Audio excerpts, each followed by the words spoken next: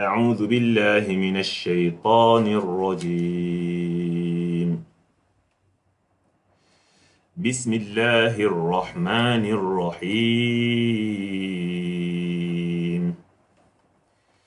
أفلم يهد لهم كم أهلكنا قبلهم من القرون يمشون في مساكنهم إن في ذلك لآيات لأولي النهى ولولا كلمة سبقت من ربك لكان لزاما وأجل مسمى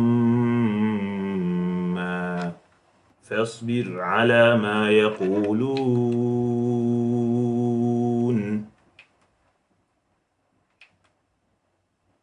وسبح بحمد ربك قبل طلوع الشمس وقبل غروبها ومن آناء الليل فسبح وأطراف النهار لعلك ترضى ولا تمدن عينيك إلى ما متعنا به أزواجا منهم زهرة الحياة الدنيا لنفتنهم فيه ورزق ربك خير وأبقى وأمر أهلك بالصلاة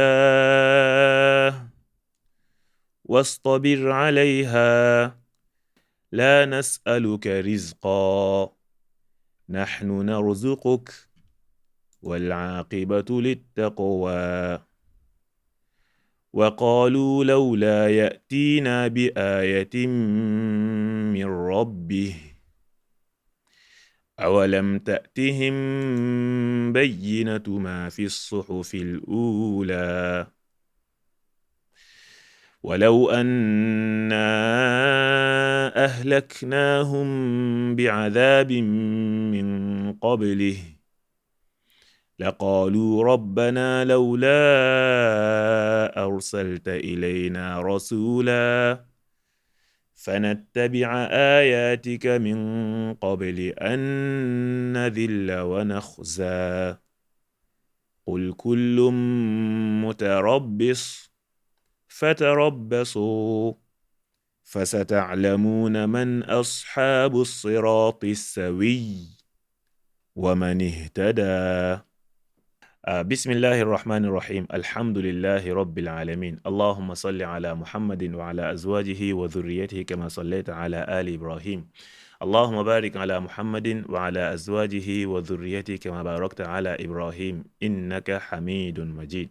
اللهم أعنا على ذكرك وشكرك وحسن عبادتك. اللهم إنا نسألك الهدى والتقى والعفاف والغنى. اللهم إنا نسألك من الخير كله عاجله وآجله ما علمنا منه وما لم نعلم ونعوذ بك من الشر كله عاجله وآجله ما علمنا منه وما لم نعلم ونسألك الجنة وما قرب إليها من قول أو عمل ونعوذ بك من النار وما قرب إليها من قول أو عمل ونسألك مما سألك به محمد صلى الله عليه وسلم ونعوذ بك مما تعوذ به محمد صلى الله عليه وسلم وما قضيت لنا من قضاء فاجعل عاقبته لنا رشدا.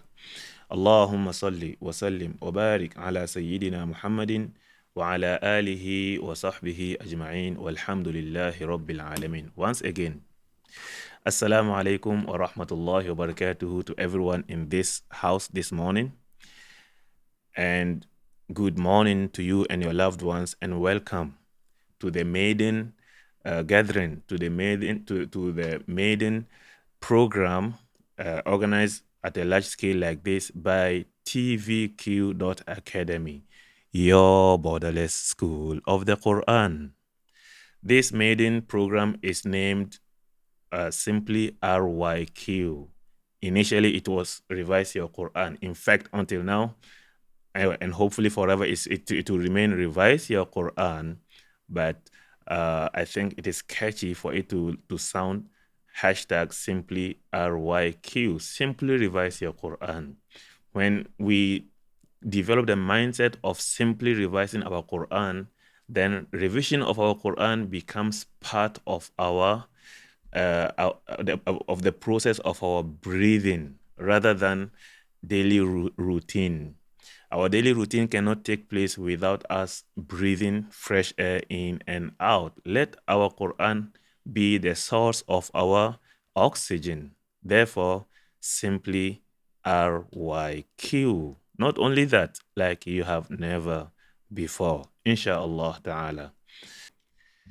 All right. Our agenda this morning, as some of you have seen in this PDF file I have sent out. Anyone having this? Please let us see.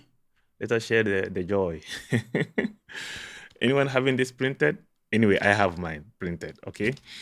Uh, as you have seen in this booklet, we will go through our expectations, and then we will come to a common ground about what this program is all about actually, rather than being simply RYQ. And then we will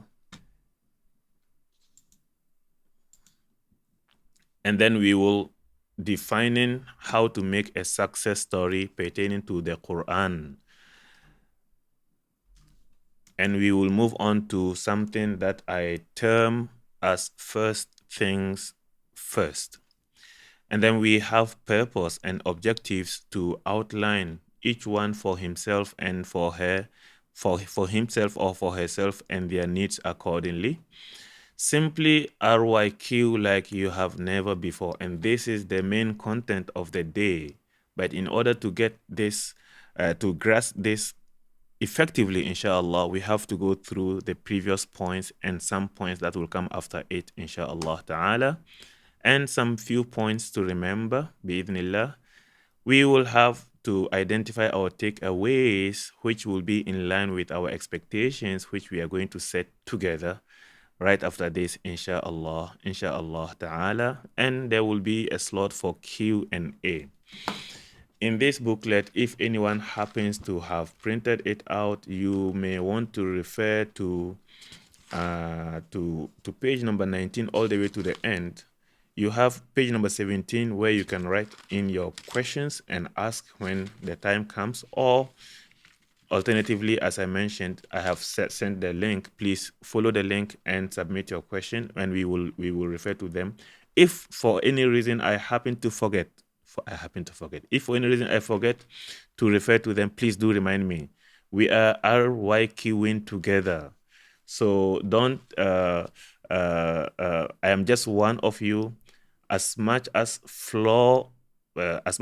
any of us can have flaws, I have even more flaws than that. So please do pardon if I forget anything and remind me. Don't let it just pass that way. So page number 17 is where you can write down your Q&As and ask them accordingly. And while we are in the progress of the sharing, please use page number 21 to write your feedback, which you will share later on, because if you fail to do that, it may slip your mind and we will never benefit from it. And please let our feedbacks come in so that it will help us to understand the whole thing right today, and also to help develop better content for future gatherings, insha'Allah ta'ala. All right. Here we go. There is going to be a refund policy. Each one of us paid 20 Singapore dollars. MashaAllah, 20 Singapore dollars is a big amount of money, whether in Singapore or outside Singapore. In Singapore, $20 will buy 4 complete meals. three zakat fitra, the premium, is it premium zakat fitra? 3 zakat fitra, and already 4 or 5 zakat fitra, the ordinary one. Outside Singapore, whether it is in Malaysia or in Africa, 20 Singapore dollars is a big amount of money. So each one of you, mashallah, tabarakallah, have forked out $20, and there is a refund for it at the end of the program. So you are going to be entitled to a refund if the conditions are met. If you fail to meet the conditions, then your $20 remain in the pocket of TVQ.Academy. And I pray to maintain your your $20, because that is the point of the whole thing. Not your $20, but failing to fulfill the requirement of the refund, which will mean that simply RYQ has been effective, inshallah. How is it? We will discuss that at the end of the program. Is that clear so far? Am I on the right page or on the left page? All right. Seems like I am on the right page, and seems like things are clear so far.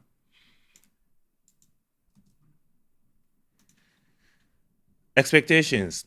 We are all here for a reason, for a purpose, and for some objectives to achieve.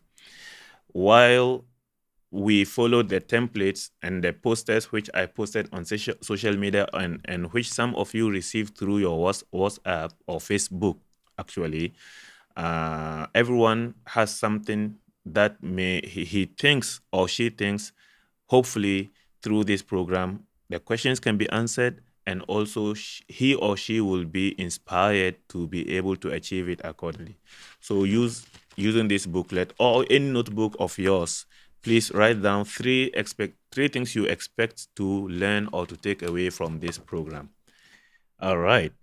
So anyone would like to share one of the three expectations he or she has written and want to take away by the end of this program? Anyone would like to share with us?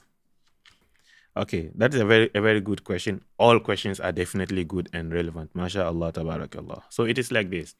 Whatever expectations that have been shared so far, I hope through the program I'm able to answer them directly or indirectly. And if at the end of the day, whatever you have written, I'm not able to answer them, or you don't get the answers for them, you can raise them, and maybe you can share them in the feedback. Not necessarily because the objective of the program has not been met, but perhaps because our time was not enough, so we can discuss on them, and I may answer them also, either personally or in the house. In the house means in the group, accordingly as we go. All right. So moving on to this morning, we have almost how many in the house? Let me check this here. 27 attendees in the house, and we're supposed to have 34 who have registered, mashallah, and 27 is already a good number. And 29 have filled in the mini survey form. And this is the data I have got from it. And you all know it is anonymous. I don't know who is who in answering them. So based on the survey, not based on the registration form, because based on the registration form, the number of those who indicated that they are Ḥuffāظ or Ḥāfiظāt is more than the number of those who indicated in the mini survey that they are Ḥāfiظāt or Ḥuffāظ. And I was wondering what has gone wrong. Anyway, so we have 20 Ḥuffāظ, Ḥāfiظāt, and 9 non-Ḥuffāظ. The second question was the amount of time you spend in reading 20 pages. All right. 2 people indicated that they spend between 15 to 20 minutes. 2 people. 15 to 20 minutes for 20 pages. And this should be normal, actually, for anyone who is a Ḥāfiz of the Qur'an and reads very frequently the Qur'an. Okay. We have 12 people who have indicated that they spend between 20 to 30 minutes. And this is the average time for any Ḥāfiz. All right. This is the average time for any Ḥāfiz doing muraja'a, not tartil. And 13 people indicated 40 to 60 minutes. When you are doing tartil of the Qur'an, وَأْمُرْ أَهْلَكَ بِالصَّلَاةِ وَاصْطَبِرْ عَلَيْهَا لَا نَسْأَلُكَ رِزْقًا نَحْنُ نَرْزُقُكَ وَالْعَاقِبَةُ لِلتَّقْوَى. If you are going to read the Qur'an like this, For 20 pages, it will take you between 45 minutes to 60 minutes. So I understand when some indicate that they spend between 40 to 60 minutes to read 20 pages, it's also normal. All right. One person indicated that he or she, I'm not sure he or she, spends more than 60 minutes to read 20 pages. And one person indicated 12 hours. 12 hours. This is what the data says. So 12 hours for 20 pages. I don't know how the person does it. I'm very interested to know how and why the person spends 12 hours. Unless the person reads a tafsir, try to understand. I don't know how and the person does it. Please do share with me. I'm really serious. I want to know how you do it because it may be helpful for future study work, inshallah ta'ala. Next, we have the number of khatma each of those who participated in this mini survey have done since last Ramadan. 4 people have not completed the Quran yet. I would say yet because we still have 2-3 weeks to go for Ramadan. They still have the time to do so. 9 people have completed the Quran once. In the past 12 months, they have completed the Quran once. In fact, some indicated including Ramadan, last Ramadan. All right. And we have 7 people who have completed the Quran twice. All right.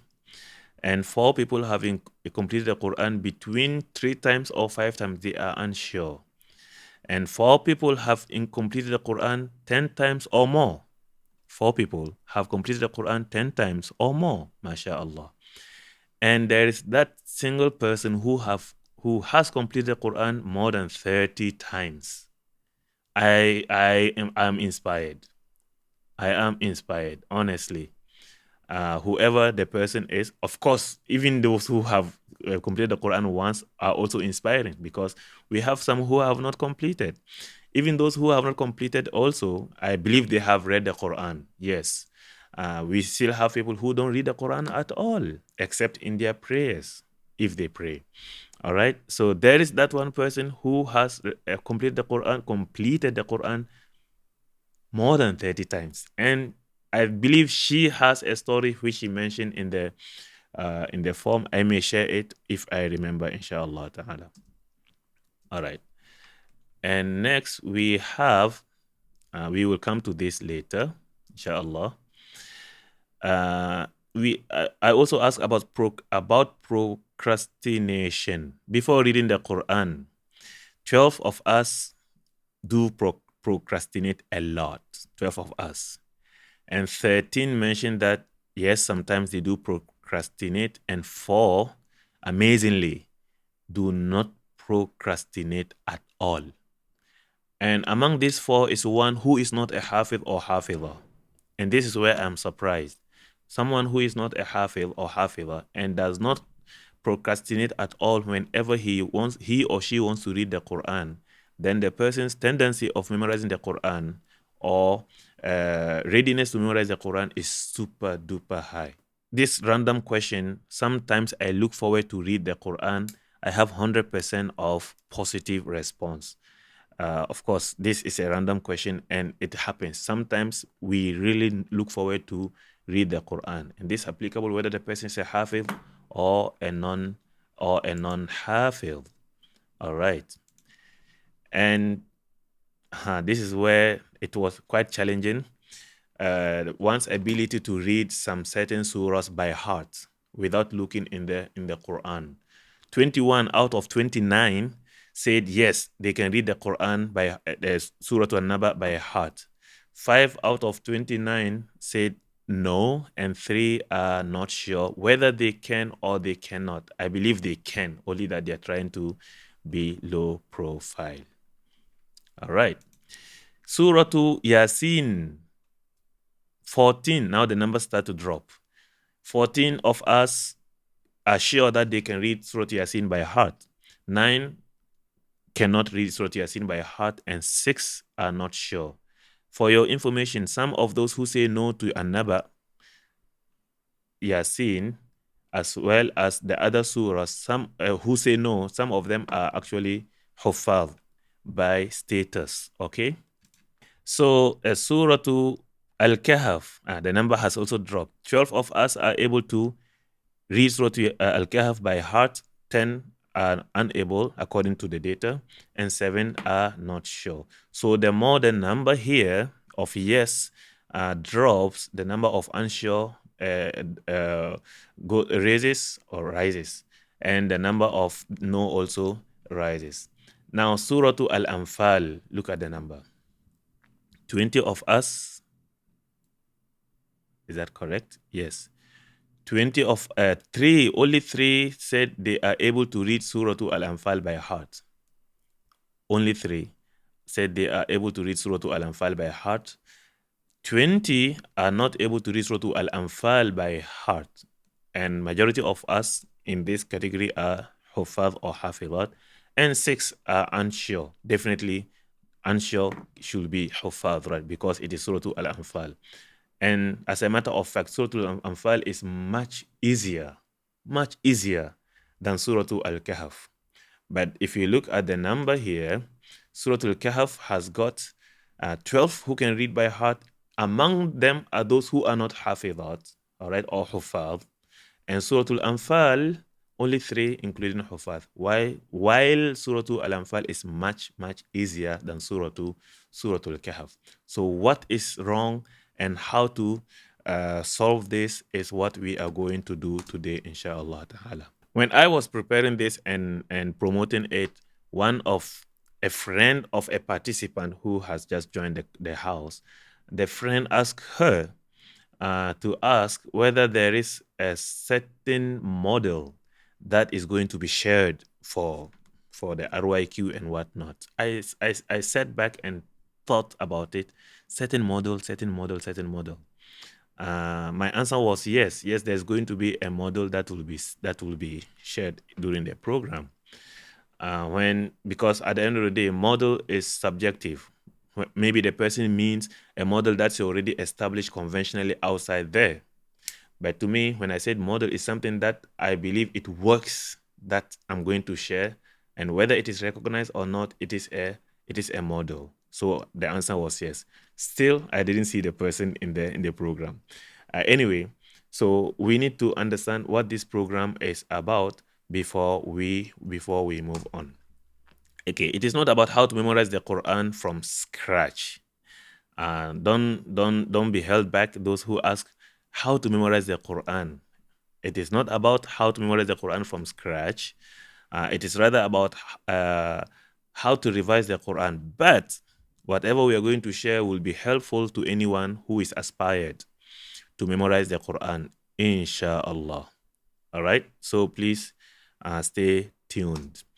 Next is, it is also not a model that restricts you to a given Quran approach.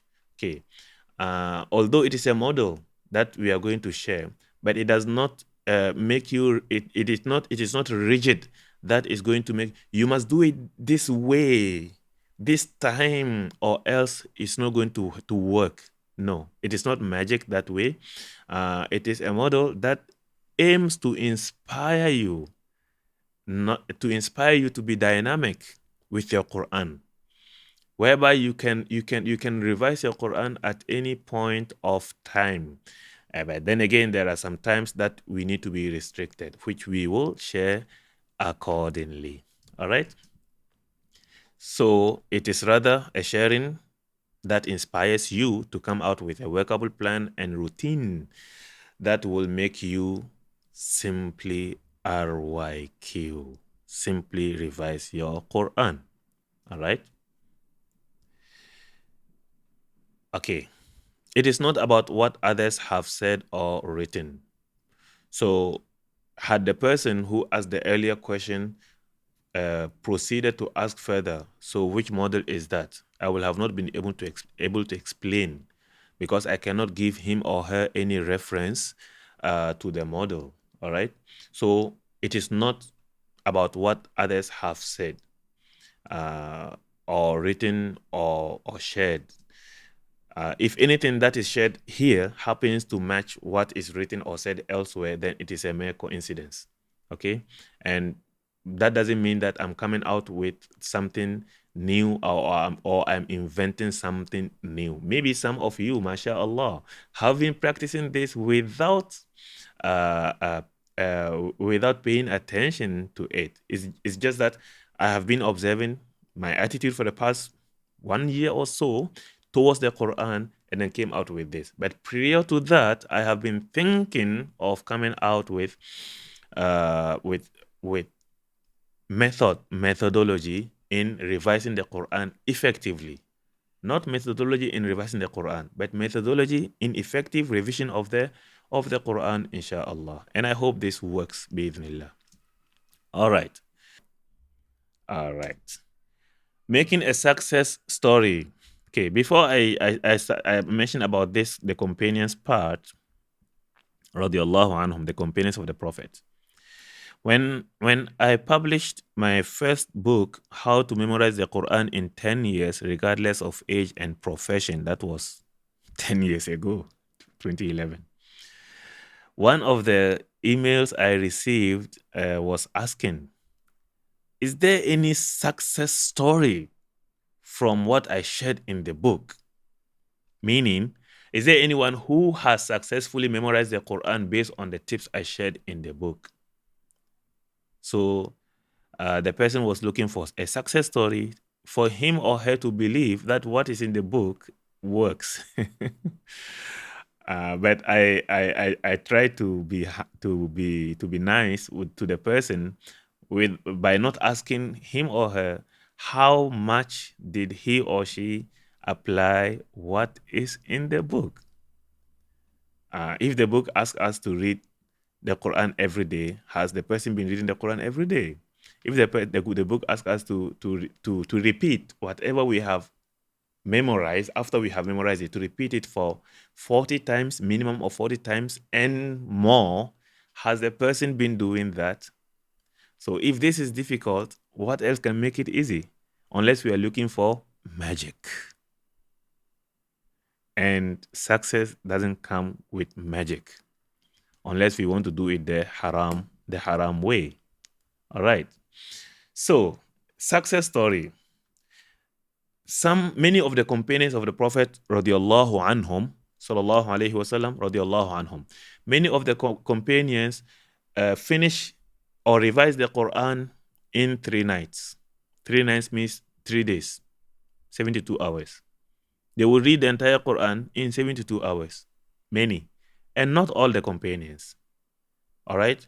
While many of them do that, some of the companions will finish the Quran within 1 night, in 24 hours.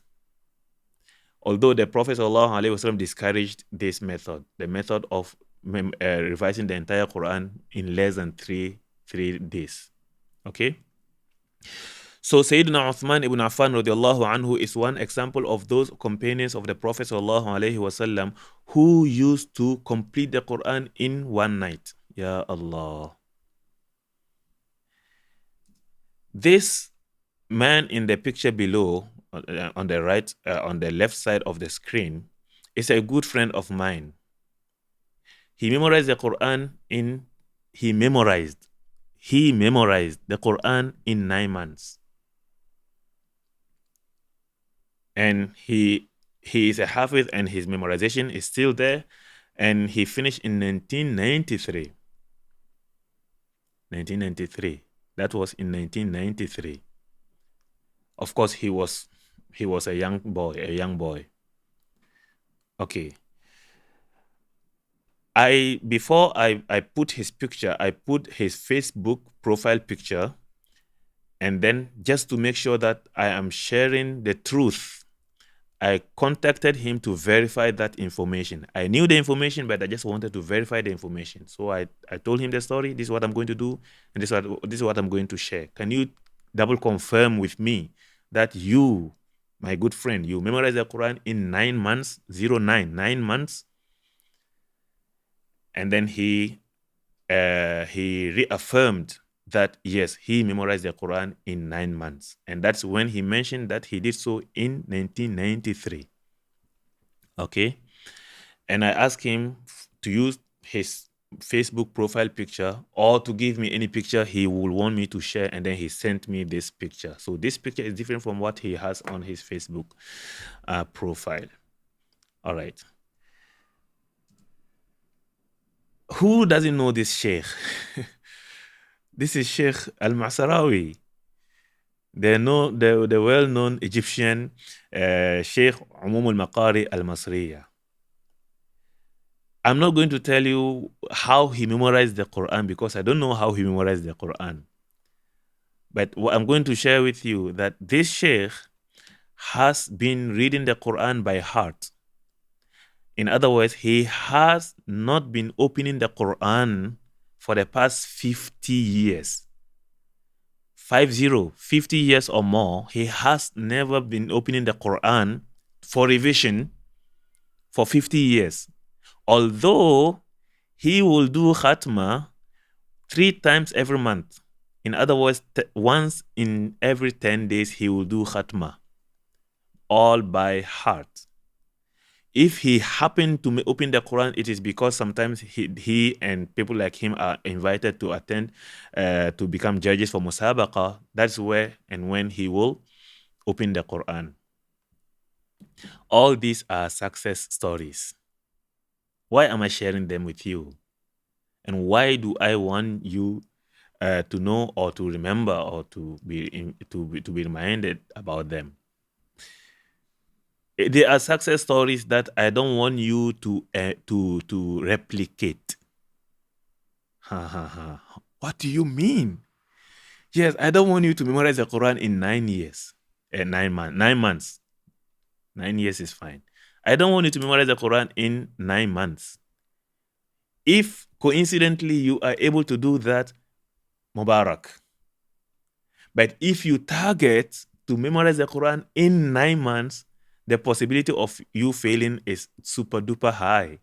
And this is where you're going to be demoralized. Sayyidina Uthman ibn Affan used to read the Quran in 24 hours. I don't want you to do that. If by nature you are able to do that, you have that intrinsic, is that the word? You have your own internal motivation to do that, Mubarak, by all means. But I don't want you to say, I want to do it in 24 hours. If you fail, that's where you're going to be depressed. And depression is real. Sheikh Al-Masarawi has not been opening the Quran. He has been reading the Quran for the past 50 years. I don't want you to make that a target. What I want you to do is to revise the Quran with the Quran and sometimes without the Quran. So what is the point of having these people here? They're supposed to be inspirations. Yes, they are inspirations. That's why I'm sharing them with you. I want you to seek inspirations from them and not to replicate them. All right? And I will come back to them later. Look at these people. Who doesn't know them? Who doesn't know these people? Is my screen shared? Yes. These people, each one of them, in their area of career, is considered successful. All right? They are considered successful. But none of them is a role model to me. Whether they are politicians, they are businessmen, they are IT giants, and whatever they are, some of them are Muslims, some of them are non-Muslims. None of them is a role model, including the previous ones, all right? It's a role model simply because they are successful in what they do. But although they are not role models, they are inspirations. Each one of them is an inspiration to me, or for me, in a certain area to some certain extent. And that is it. So each one of them is successful, but we should not replicate their success. We should only seek inspiration from their success. Someone will say, we want to RYQ. We want to simply RYQ. Why are you showing us this dunya people? Okay, let's go to the Quran people. These are the faces I assume we all know or are familiar with. If not, we are familiar with most of them, if not all of them. Over here, we have a Sheikh Al-Minshawi. All right. We have a Sheikh Al-Husari. We have a Sheikh Dr. Ayman Suwaid. We have a Sheikh Dr. Aydan also, Abdul Rahman Ali Abdul Rahman Al-Hudhayfi. We all know them. All of them are successful in the Quran. Who knows this Sheikh? I want an answer for this question. Who knows this Sheikh?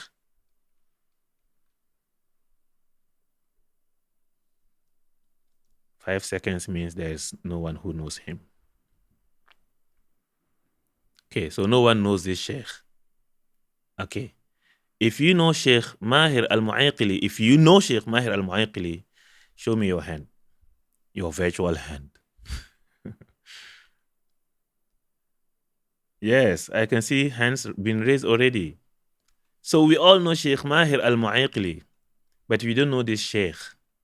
Subhanallah, you'll be surprised to know that the voice that Sheikh Mahir Al-Mu'ayqili exhibits in his Quran reading is the voice of this Sheikh.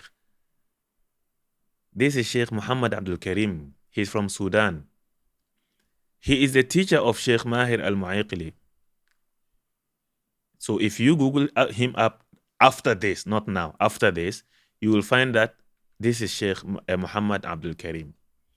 He is as good as Sheikh Mahir Al-Mu'ayqili, more or less. Ali Jabir, Muhammad Ayub, Abdullah Basfar. All these eight faces or names you can see here are successful. There's one thing they have in common. Each one of them is an icon in Quran. But none of them is the same as the other. Each one of them is unique in his own way. Although they all have something in common, and that is the Quran. All right. Although they are all commonly successful in the Quran, but each one of them is unique. None of them replicates the other. This is success story. Now let's look at this.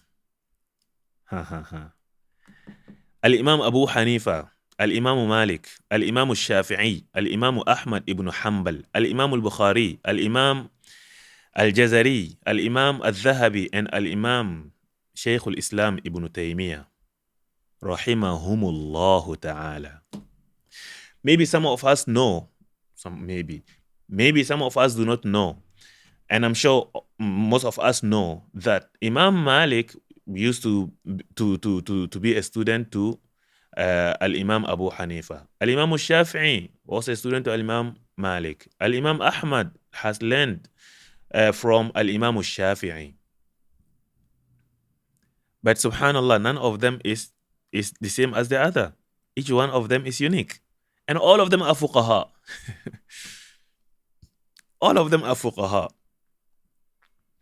Al-Imam al-Bukhari, Shaykh al-Hadith, is the icon of al-Hadith. Al-Imam al-Jazari is the icon of Tajweed. Al-Imam al-Dhahabi is in Sirah and Tarikh. Al-Imam Ibn Taymiyyah is a dynamic figure in Islam.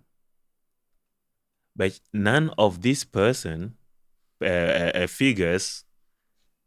replicated someone else. They have sought inspirations from them, but none of them has replicated the other. So if we go back to these names here, and then go down to this to these faces and come down here, and then come down here, we find that none of them is able to produce an identical replication of himself. Al-Imam Abu Hanifa did not produce another Imam Abu Hanifa. He had many students, all of whom sought inspirations from him and and was shining during their time. They shone right. But none of them became Abu Hanifa. The same thing applies to Al-Imam Malik. Al-Imam Shafi'i, it is said that when he took a book and opened it two pages of a book, he will have to cover one side of the 2 pages so that his eye will not capture both pages together. That was Al-Imam Al-Shafi'i, a talent that Allah has given him. But Imam Shafi'i did not produce another Imam Shafi'i in that particular talent, isn't it? Al-Imam Ahmad, Al-Imam Al-Jazari, Al-Imam Al-Bukhari, and so on. So each one of them was an icon, but none of them was able to produce himself, someone just like him. And the good thing is that, can we refer to their teachers? Who were their teachers?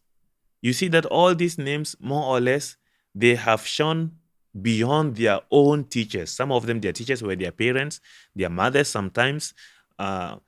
We don't know even these teachers and the parents. We only know them. How did they become successful in whatever they pursued? They sought inspirations. They did not replicate. If we make it our target to replicate Al-Imam Al-Jazari, to replicate him and be just like him, the likelihood of us failing is high. Not only that we are going to fail, we will not be able to even reach our own personal potential. But if we seek inspiration, we make use of that inspiration to contextualize it with our situation. As an example, Al-Imam Ahmad, it is said that his mother taught him and made him memorize the Qur'an when he was 10 years young. At the age of 10, Imam Ahmad memorized the Qur'an. And his mother will wake him up for subuh. And during winter, when it snows in Baghdad, what would she do? She will heat water for him to take wudu. And then she will send him, the 10-year-old boy, to the mosque. Why? Because it was dark during that time, and it was not so safe. And then she would send him to the mosque. Who is the mother who can do this today? In a safe Singapore, in a safe Malaysia, in a safer world, where there is lights in the streets, in most cities, where if anything happens to the child, he can easily call using a phone or whatnot. Who is that who can do that today? Wake the child before Fajr. I have difficulty getting my children to do that. So who is that who can become exactly like Imam Ahmad's mother? But there are ways we can just seek inspirations and find our own ways in parenting to motivate our children to love to pray, to love the Quran, to take the Quran seriously and whatnot. So we seek inspirations. So don't just, Imam Ahmad's mother used to do this and my son die must do. It's a different world all together. Right. All right. So talking about making a success story, make your own success story. All right. Seek inspirations from other success stories as much as you can. And all the names and the faces we have shown and the figures we have shown, each one of them was successful, undoubtedly. In his area, undoubtedly. The person remains an inspiration, but not our ultimate role model. All we know about them, from the companions all the way down to the previous slide, is the shining part of their life. There is no personal trait mentioned there yet. So if someone says, I want to be like this person, we cannot be like the person, because if you are to be made known of some of his bad behaviors as a human, you will be surprised. All right. So we want to seek inspiration from the bright side and from the field that are relevant in their life and that made them successful, and create our own success story, knowing that we also have our bad traits which others will not want to replicate or not want to learn from. So don't replicate someone else's success story, not at all. All right. Moving on. Here are first things first to keep us moving. إنا نحن نزلنا الذكر وإنا له لحافظون. This is in Surah Al-Hijr, which we all know. Surah Al-Hijr, verse number 9. In this verse, Allah makes two statements and a promise. Two statements. One is a promise. Indeed, it is we who sent down the reminder, the Qur'an, and we have promised to protect it, to safeguard it. That is the Qur'an. The Qur'an is such that it is sacred, such that sacred. It is sacred such that anything that is associated to the Qur'an also becomes sacred. It is honored such that anything that is associated to it becomes honored. Anything, whether it is an angel, whether it is human, whether it is a time, a place, whether it is an object that is associated with the Quran becomes noble, sacred by default. The moment the Quran is associated with it or it is associated with the Quran.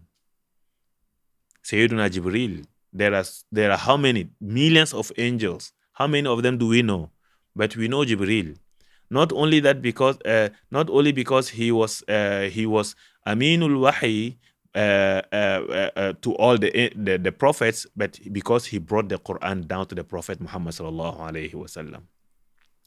The Prophet Muhammad sallallahu alaihi wasallam is a human being, just like any other human being.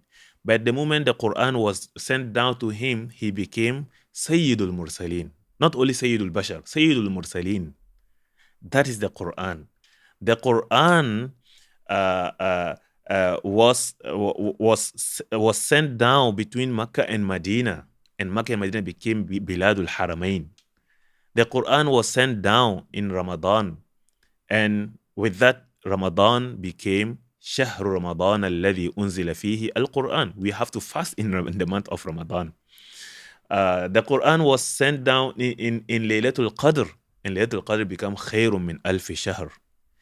You have take any paper, any plain paper. Once you take it plain, you can do anything with it. But write anything on that same paper from the news, from the mainstream media, and you can still make use of it anyhow you want it. But if you write Quran on it, the paper becomes sacred because the verses of Quran are written on it. Inna nahnu nazzalna dhikr wa inna lahu lahafidhun. Allah has promised to protect the Quran. If you want protection, associate yourself with the Quran. Allah will protect you automatically. Allah will protect you automatically. Not because you deserve protection, but because you have sought refuge with the Quran. So we need to get this. We need to remind ourselves with this all the time. Antibiotics only works when the Quran becomes shifa for you. وَإِذَا مَرِضْتُ فَهُوَ يَشْفِينَ. All right? فِيهِ شِفَاءٌ لِلنَّاسِ. That is the Quran. قَدْ جَاءَتْكُمْ مَوْعِظَةٌ مِّن رَبِّكُمْ وَشِفَاءٌ لِمَا فِي الصُّدُورِ وَهُدًى وَرَحْمَةٌ لِلْمُؤْمِنِينَ. So إِنَّا نَحْنُ نَزَّلْنَا الذِّكْرَ وَإِنَّا لَهُ لَحَافِظُونَ. If angels, if prophets, if places, days, and time have attained nobility and honor because of the Quran, then rest assured that if you also want honor, you will also associate yourself with the Quran and you'll be good to go. But the problem is when we associate ourselves with the Quran, we want to get the honor from people who don't appreciate the Quran. There is something wrong with our understanding if we do that. For example, someone memorizes the Quran and he wants someone who does not even value the Quran respect him. In the first place, we don't do this to get anyone's respect. We want to do this to get Allah's appreciation. As simple as that. And whoever has Allah at heart, he will take the Quran seriously. And when he comes across you, someone who is a Ḥāfiz or Ḥāfidah, he will take you too seriously. That is from the Quran. Moving on.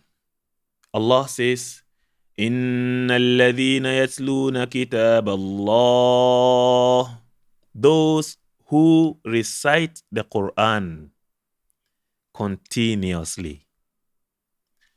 وَأَقَامُوا الصَّلَاةِ, and they have established their prayer. وَأَنفَقُوا مِمَّا رَزَقْنَاهُمْ سِرًّا وَعَلَانِيَةً, and they spend from what we have bestowed upon them in private as well as in public. 3 things. They recite the Quran continuously. They pray. And then they give in charity. Of course, for the sake of Allah, publicly and privately. What do they want? يَرْجُونَ تِجَارَةً لَّن تَبُورَ. They wish to sign a deal of trade or commerce that does not incur any loss. In other words, yarjuna, when Allah put yarjuna here, it says that they are actually, they have signed a deal that has got no loss. Do any business and you will have to experience some losses. But the business with Allah using the Quran has got no loss. It only has gains and profits. However, when does the profit take place? لِيُوَفِّيَهُمْ أُجُورَهُمْ وَيَزِيدَهُمْ مِنْ فَضْلِهِ إِنَّهُ غَفُورٌ شَكُورٌ. Allah subhanahu wa ta'ala will fulfill for you your rewards, of course, on the day of resurrection. And then not only that, He will fulfill and increase His bounty and favors for you.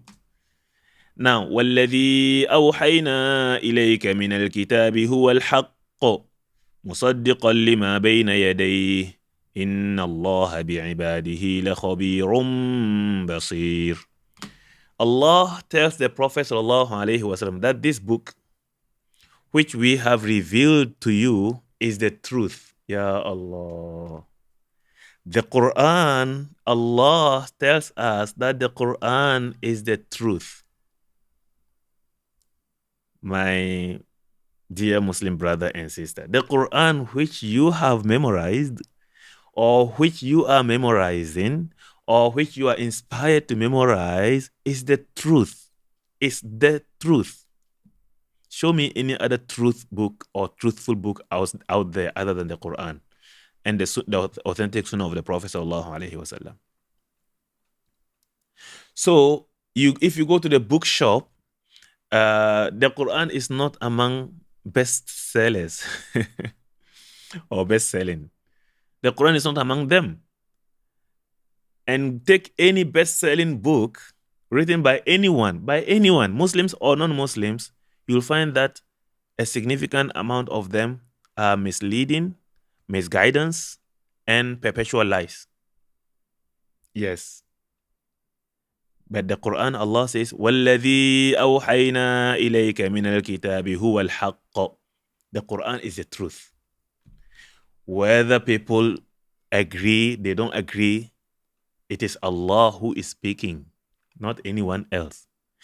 The Quran being truth, it also verifies and attests to the previous scriptures that came before. مُصَدِّقًا لِمَا بَيْنَ يَدَيْهِ إِنَّ اللَّهَ بِعِبَادِهِ لَخَبِيرٌ بَصِيرٌ.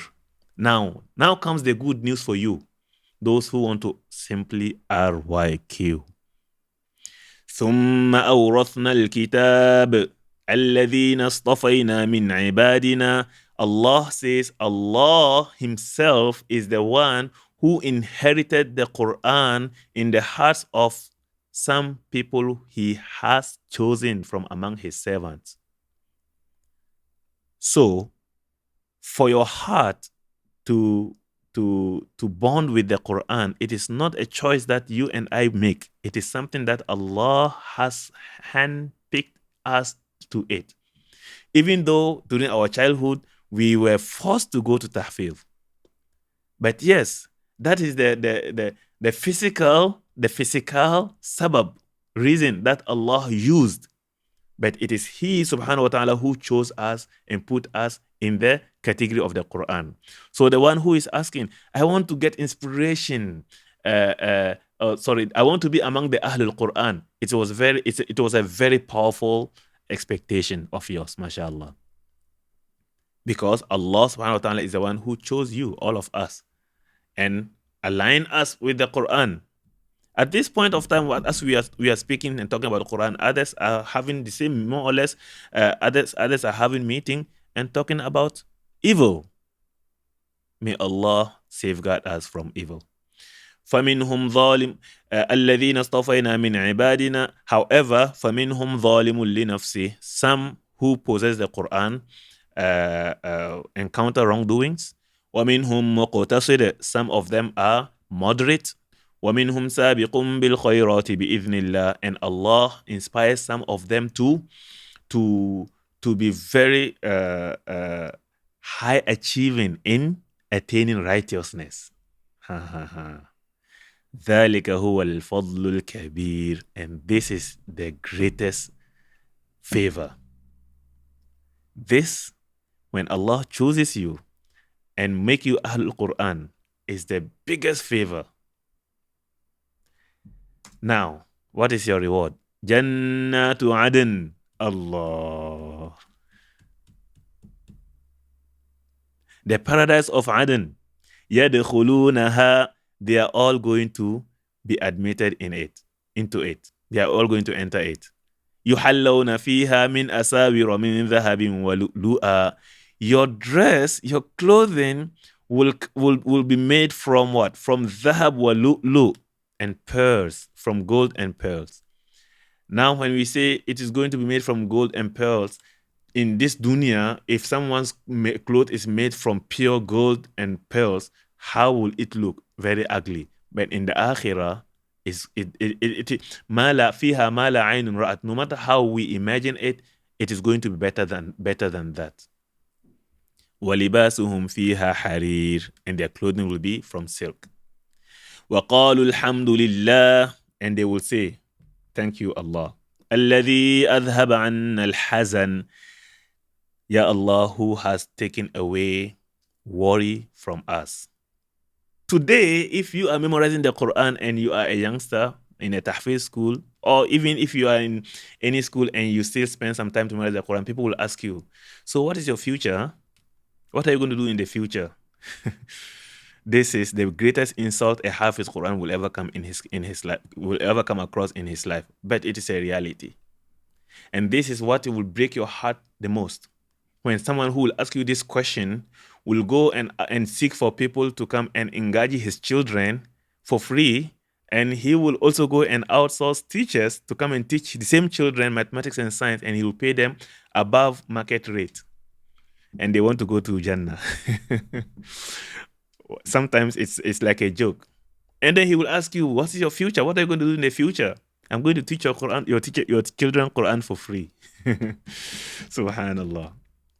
So this encounter that you and I encounter in this world, when we are admitted, inshallah, in Jannah, we will say, Alhamdulillah, alladhi adhhab anna al-hazan. Praise be to Allah who has taken away all this emotional, demoralizing kind of worries away from us. All right. وقالوا الحمد لله الذي أذهب عنا الحزن إن ربنا لغفور شكور. Our Lord is forgiving and also appreciative. الذي أحلنا دار المقامة من فضله لا يمسنا فيها نصب ولا يمسنا فيها لغوب. So this is from the Quran. This is what we read every day. Subhanallah, someone who has made khatma for 30 times since Ramadan, he or she has gone through this 30 times. And this should be enough as a motivation to keep you on the right track. Remember, وَالَّذِي أَوْحَيْنَا إِلَيْكَ مِنَ الْكِتَابِ هُوَ الْحَقِّ. And also remember, ثُمَّ أَوْرَثْنَا الْكِتَابَ الَّذِينَ اصْطَفَيْنَا مِنْ عِبَادِنَا. Moving on from the Sunnah. We just talked about being admitted to Jannah. And then once we are in Jannah, and then Allah subhanahu wa ta'ala will call each one of us by name. Come, recite. يُقَالُ لِصَاحِبِ الْقُرْآنِ. It will be said to the companion of the Qur'an. Pay attention to this. يُقَالُ لِصَاحِبِ. It will be said to the companion. It is never said يُقَالُ لِحَافِظِ الْقُرْآنِ. It will be said to the one who has memorized the Qur'an. Some people have memorized the Qur'an and forgotten. Some people memorize the Qur'an, وَمِنْهُمْ ظَالِمٌ لِنَفْسِهِ. Memorize the Quran for business, and that is it. For dunya, and that is it. So it doesn't say يقال لحافظ القرآن. It says يقال لصاحب القرآن. And in most of the ahadith, it will always mention صاحب القرآن, صاحب القرآن. If I remember one hadith that mentions حافظ القرآن, that hadith is classified to be weak. So here يقال لصاحب القرآن اقرأ وارتقي. It will be said to the Ḥāfiz al-Qur'an, to the Sahib al-Qur'an, recite and rise. Iqra wartaqi warattil. Recite melodiously, nicely, beautifully, just like you used to recite in dunya. For your place in Jannah, your final abode will be your final abode will be where you will stop reading. So someone will come and tell you, what is the point if you read the Quran and you don't understand? Why will you memorize the Quran and keep on repeating like a parrot? Iqra wa taqi, read and recite. You are not going to do tafsir in Jannah, you know. Let me make this disclaimer. This doesn't mean that learning to understand is not important. It is important. But all this come after reading the Quran. Whoever understood something without reading it? Whoever understood something without reading it? The Prophet ﷺ will read the entire Quran in the month of Ramadan with Jibril. Was it tafsir session? It was reading session. The Quran says, Iqra, read. وَرَبُّكَ الْأَكْرَمُ. And then, in some parts of the Quran, أَفَلَا يَتَدَبَّرُونَ الْقُرْآنَ. Don't they internalize the Quran? Don't they understand the Quran? And so on and so forth. So yes, understanding the Quran is definitely important. But for someone, whoever the person is, to undermine the fact of reading is in fact an insult to the Prophet ﷺ and to the Quran itself, which the Prophet ﷺ says about يُقَالُ لِصَاحِبِ الْقُرْآنِ. It will be said to the companion of the Quran, اقرأ, read. وَرَتِّلْ. And the previous verse, إِنَّ الَّذِينَ يَتْلُونَ, those who recite the Quran of Allah subhanahu wa ta'ala. So when you are reading the Quran, even when you don't understand, read it with pride. I have an article on gsalam.net which says 8 reasons you should read the Quran every day, even if you don't understand. 8 good reasons. And you can check it out if you want. If anyone needs it, you can let me know and I will send the link in the group, inshallah. So this is from the Sunnah. And now, after going through all this, let us take a look at our purpose and objectives. Please take 2 minutes, right? 2 minutes to write down your purpose and objectives. And I have them in page number page number 8. Why did you become a Ḥāfiz? There is no right or wrong answer here. It is for your own reference. Sometimes it will take you back to history, back in history. Why did you become a Ḥāfiz? Now that you are a Ḥāfiz, what do you want to use your Qur'an for? What do you want to achieve with the Qur'an? So that's where the objectives come in. So when we have this, it will always keep us moving. For those who are looking for inspiration to keep memorizing or to keep revising and whatnot, all right. Let's take a look at what I have here. This is not my purpose, but this is something that should be helpful to anyone and everyone when they want to be among Ahlu al-Quran. Your Quran, you're doing it for the sake of Allah alone. For the sake of Allah alone. All right. You are doing this. This doesn't refer to RYQ. It refers to the Quran. And your Quran is the most important thing in your life. It should be the most important thing in your life. If we have this belief instilled in our heart, only then we will take it more serious. We will take it more serious, especially that now we are adults. It is your business that only you care about. Just because I'm a Ḥāfiz doesn't mean I'm a Ḥāfiz doesn't mean that everyone should recognize me. And even if anyone recognizes me, that what does it mean? It can only take away my good intention and put me in difficult situation in the sight of Allah subhanahu wa ta'ala. So my Quran is my business. It's no one else's business. So if I don't care about it, no one else should care anymore. It is like this. Imagine someone who wakes up and refuses to clean up himself. I mean, to shower or something. If you don't, who cares? Whatever the implication will be, it will be my problem, and that is it. So your Quran is your business. Only you should take care of it. A child, a baby, will be spoon-fed because he or she does not know how to feed himself by himself or herself. But when they grow up, no one will go after them feeding them unless they are sick and really cannot feed themselves. So here, our Quran is our business. All right. So we should only we should care for it and about it. Our Quran is not a job, and it should have nothing to do with our job. Oh, I must master my Quran. I must master my revision so that I will get a good job. People have occupied all the good positions and good paying posts without Quran already. And knowing Quran is not needed there in the first place, let alone memorizing it, let alone simply RYQing it. All right? So it is not a job. What we want to do in RYQ is not a job. It has nothing to do with our job. We can teach Quran without being a Ḥāfiz. We can teach Quran without being able to reproduce the Quran by heart. So if you want to RYQ, stop thinking about your profession, your 9-to-5 job, and relating it to your memorization. All right.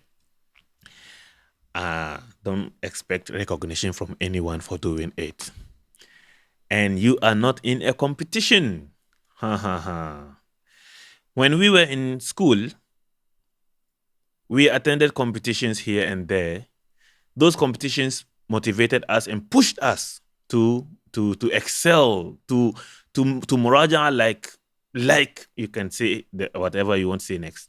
But after you have grown up and no more competition, no more competitions, what is there to motivate you to memorize and to revise your Quran? When we don't have a proper intention from the beginning, purpose and objectives, and there is no more competitions to push us, that is where we start to lose track with our Quran. So it is not a competition. And if there is anyone to do competition with, it should be with our own selves.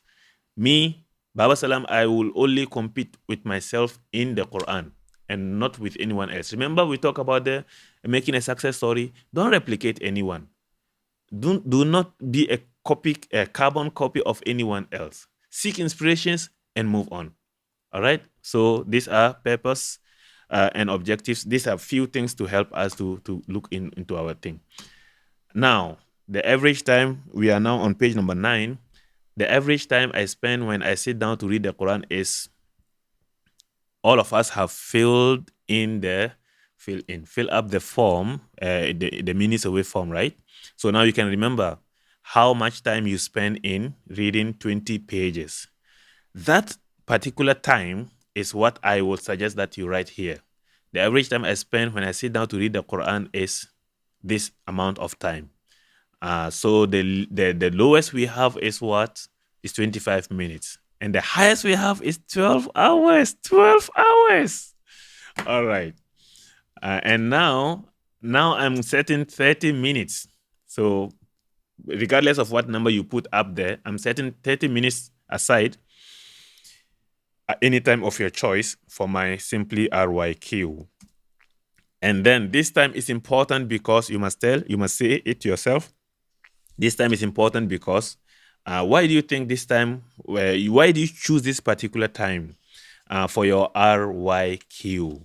And then later on, a call to action, page number 9, you can write what you want to do and how you want to do it in order to be able to achieve point number 1 and 2, which you have beautified with point number 3. Should we take 7 minutes or should we proceed? So this is simply RYQ, like you have never before. This is where the real actions are going to take place after we have, I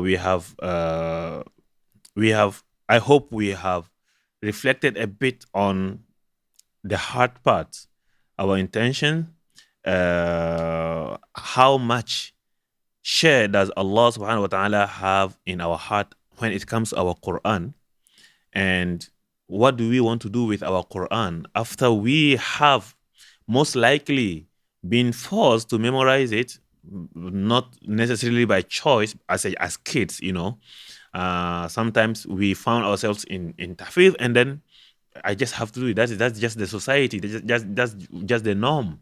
But now we are grown-ups. We make choices, and by virtue of joining Simply RYQ, it is no longer like it was before. So we are doing it out of passion, out of good intention, and because we want to attain Allah subhanahu wa ta'ala. So here, like you were never before, comprises of 3 main elements. The first element is to set a correct mindset. Now we are not talking about intentions anymore. We are not talking about whether we are doing it for Allah or we are not doing it. We are doing it for dunya anymore. We are not talking about whether we want people to appreciate us or not. We want that is already a matter of the past as far as the previous slides are concerned. And then next will be to start your journey with the Quran. Remember, we have already mentioned about making a success story. You want to make your own success story in the Quran. Your success story doesn't have to be big as big, not pig. Big. Your success story doesn't have to be big. It can be big in the eyes of people, but is it big in the eyes of Allah? It may not be noticed at all in the eyes of people. But come on. ثم أورثنا الكتاب الذين اصطفينا من عبادنا. And the third is enjoy the process. Ya Allah. This is the best part of the whole thing. And there is a fourth element. What is that? We will come to that shortly. So now that we are ready, set a correct mindset. One of the common things you come across is, oh, I want to memorize the Quran. How long does it take to memorize the Quran? Oh, there are books out there that tell you can memorize the Quran in 24 months. Not only that tell you can, people have done it. And I just gave you a good example of a friend of mine who has memorized the Quran in 9 months. But in my whole life, other than him, I've never come across someone who has memorized the Quran in 9 months. He can write the best-selling book using his experience by saying how to memorize the Quran in 9 months based on his experience. But can he make anyone to memorize the Quran in 9 months? So how long do I need to RYQ? Remember, RYQ is a lifelong project. It is something that you're going to do in dunya now. In this age, some of us, mashallah, are in 20s, some are in 30s. We have even, mashallah, some who have hit 50. Tabarakallah. But we are doing the Quran now. In our old age, we should be able to simply RYQ, just like we are doing now, or better. And not only that. In Jannah, اقرأ وارتقي ورتل كما كنت ترتل في الدنيا. So, how long will I need? You will need eternity. We are not reading the Quran until we die. We are reading the Quran in dunya so that we will read it in Jannah, and there it is eternity. Khalidina fiha. Start according to your pace. If we talk about Imam Ahmad, who memorized the Quran at the age of 10, is it possible today? Yes, it is possible. But how many? But can we memorize? If my child fails to memorize the Quran at the age of 10, can he still memorize the Quran? Not only that, I even mentioned in my book, you can memorize the Quran at any age, as long as one sets his mindset properly and also follows a daily routine accordingly. So start according to your pace. At this age, if you are already in your 30s, or if you have hit 40, or if you are in your 20s, and you want to memorize the Quran, you cannot imagine your mind to be as sharp as you when you were 6 years. That was when we were supposed to do it with less hassle. But now with so many things in our mind, we still want to memorize. We can, but we should take it easy on ourselves. That is if you are memorizing. So for someone who is revising, also, someone spends 25 to 30 minutes to do 20 pages. But someone also spends 40 minutes to 60 minutes to do the same 20 pages. Someone spends more than 60 minutes to do the same 20 pages. So just because someone spends 20 minutes, that doesn't mean that if I spend 40 minutes, I must push myself to do it in 20 minutes right from day one. No, start according to your pace. 60 minutes, that is not the objective. The objective or the aim, the target is to finish the 20 pages. How long you're going to take? 12 hours, someone mentioned. But he or she is still doing it. All right. For your information, even someone who is doing it within 25 minutes, some can do it within 20 minutes. But how is it? That's a different story altogether. Go take it according to your pace. The first month challenge from today is 21st March. By 21st April, we should be reading the Quran every other day. If you are able to do this, then most likely you will enjoy the subsequent months, inshallah. From today, 21st March, if all of us in this house right now, we are able to read the Quran every other day based on what I'm going to share, the journey, inshallah, from there onwards, it will be much easier for us to read the Quran every other day, and you will find yourself simply RYQing. And yes, it is achievable. Now, this is the first element of simply RYQ. All right? How long are you going to take? The Quran is eternal. How fast should I read? Read it according to your pace. Not my pace, not his pace, not hers, according to yours. I don't know what yours is. You know what yours is. Subhanallah, most in the house are women. Some have to breastfeed. Some have house chores to take care of. Some have their job. Some have their work. Some where we stay is different. Some stay alone. Some stay with their family. Some stay with their parents. Some stay with their husbands and wives. Some stay with their children. Some have their own room. Some have to share their room with their siblings. Some have to be in the living room. All these are factors that will affect your pace in reading. But it should not affect the fact that you should read every single day from today onwards. Remember, we are going to RYQ like we have never before. All right? Moving on to the second, now start your journey. Your journey starts.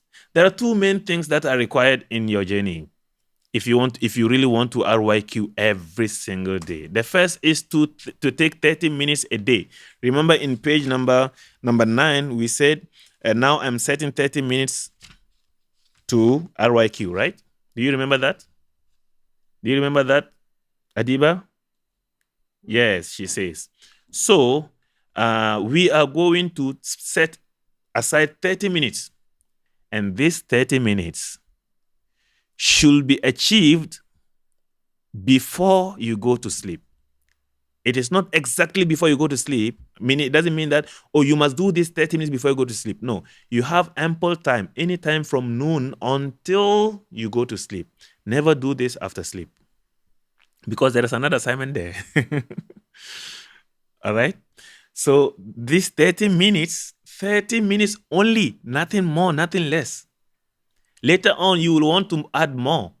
That one, remember, we are seeking inspirations. You are not restricted to 30 minutes, but you are restricted not to do it less than 30 minutes. Oh my goodness, please. Yes, you are restricted not to do it less than 30 minutes, but 30 minutes or more. But from now, if you're not one of those who have, mashallah, finished 10 khatma of the Qur'an since last Ramadan, then 30 minutes is just nice for you. Now, in 30 minutes, what do I do? In 30 minutes, what do I do? Take the Qur'an, open the Qur'an. Let's say you are starting from Al-Baqarah, and you read Bismillahir Rahmanir Rahim, Al-Fatiha. You finish Al-Fatiha and you start the first page of Al-Baqarah, Alif Lam Mim Dhalika Kitab La Rayba Fihi, or to the end, and then you reach to Wa Ulaik Wa Ma Kanu Muhtadin, page number 3. Now stop here and ask yourself, are you able to read everything you have just read without looking in the Quran? You have just read 3 pages from the Quran. It has taken you 9 minutes. Can you repeat the same thing with the Quran closed? If yes, then proceed to the next page. You're going to do that for 30 minutes until you stop where the 30 minutes finish, and you can still reproduce whatever you have just read from the Quran. Remember, you are going to read from the Quran, not from your memory. You are going to read from the Quran within 30 minutes. The amount of pages you are going to read, make sure that you can reproduce them without the Quran or with the Quran closed. So what do? I have read 30 minutes, and the number of pages I cannot reproduce them by heart. What do I do? So in that case, you need to make sure that you decide, okay, my memorization is not that strong, but I can spend 30 minutes to revise page number 1, 2, 3, 4, and 5, for instance. 1, 2, 3, 4, 5 in 30 minutes, and you are able to reproduce them, and you are able to revise them and reproduce them within 30 minutes. It is okay. Stop there. But just make sure that by the time you stop, these 5 pages, you can reproduce them by heart. This is first day. Today, 21st March, 2021. So from now until you go to sleep later at night, you are going to go through 3. You are going to go through this 4 or 5 pages in 30 minutes, and you should be able to reproduce them. For someone who can do one juzu within that 30 minutes, that is fine. For someone who can do less than one juzu, that is also fine. For someone who can do more than one juzu, that is also fine. You still have the 30 minutes. Do you get me right or left? Am I clear for the 30 minutes factor? Yes. Sorry, Ustad. Yes. Can you repeat again? The 30 minutes part, is it? Yes, because I don't understand. Like, you read and then you stop and then you reproduce. Okay, reproduce means I have just spent my 30 minutes revising Al-Fatiha, the beginning of Surah Al-Baqarah, until the end of first Maqra. The end of first Maqra. Inna Allah la yastahi. Correct? So this is what I could revise by myself. And now, if I close the Quran, I can read the same thing. But the time it has taken me is 30 minutes, or maybe more. Definitely not less. But I cannot do more than that because my memorization is not that strong. But someone else can do the same thing, but he can do bigger amount of pages. Someone can do that for 1 juzu, for 2 juzu, for less, doesn't matter. But that the time slot is 30 minutes or more. Is that clear now? Okay, if I say, let's say Fatihatul Inshirah or Nur Atiqa or Adiba or Abu Umar, you are going to revise. You have already memorized, right, Surah Al-Baqarah, and you are going to revise page number 1. I have my Quran with me. Page number 1, page number 2, page number 3, page number 4, and page number 5. And after you finish reading, it is 7 minutes. But can you reread them by heart? You just read from the Quran. But can you close the Quran and read the same thing again? If yes, then you proceed to the next Maqra. After you finish the next Maqra, how many Maqra do you have now? You have 2 Maqra. Okay, 2 Maqra. Can you read them again without looking in the Quran? If yes, then you can proceed to the next Maqra. That will be 3 Maqra already within 30 minutes. But after you if after you finish your first Maqra, you are not confident that you can reread it again from heart, then you have to repeating it for 30 minutes. Because you are a Ḥāfiz or Ḥāfidah, if you repeat the same Maqra for 30 minutes, you should be able to read it from by heart without looking in the Quran. Is that clear? Yes. So this example of 1 Maqra, 2 Maqra, 3 Maqra, some people can do it for 8 Maqra. 8 Maqra means 1 juzu, 20 pages. Some people can only do it for 4 Maqra. It is fine. Some people can do for 2 Maqra. It is fine. As long as you do it. And the same thing will be applicable to someone who will want to memorize it. Let's say you sit for 30 minutes and you focus on 1 page and repeat it until you are able to reproduce it by heart. Only then you move to the next. Qiyamul Layl, daily. Daily? Yes, daily. Remember, in the 30 minutes before you go to sleep, which you did before you go to sleep, we made sure that you can reproduce all the pages by heart, right?